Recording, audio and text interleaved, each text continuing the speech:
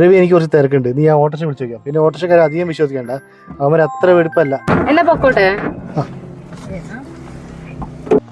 ചേട്ടാ ഒന്ന് കൊണിയും മുക്ക് വരെ പോണം.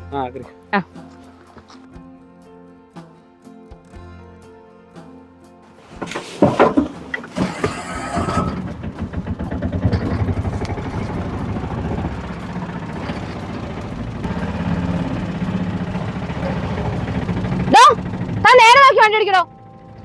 ഏട്ടൻ പറഞ്ഞ ശരി തന്നെയാ, ഓട്ടോക്കാരൻ വരെ എല്ലാം കണക്കന്നെയാ.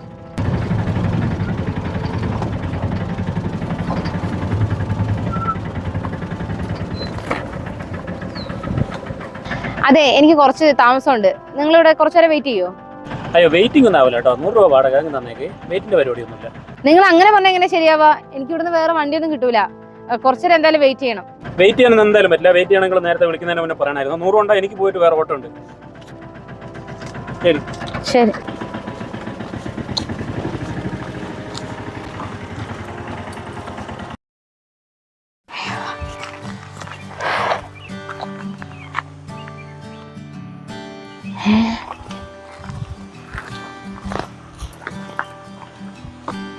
അല്ല, ഇയാള് പോയില്ലേ?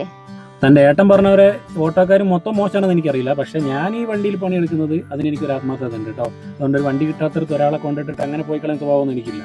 കയറിക്ക്, അവിടെ ഇറക്കി തരാം. സോറി കേട്ടോ. അതിന്റെ ആവശ്യമൊന്നുമില്ല. കയറി.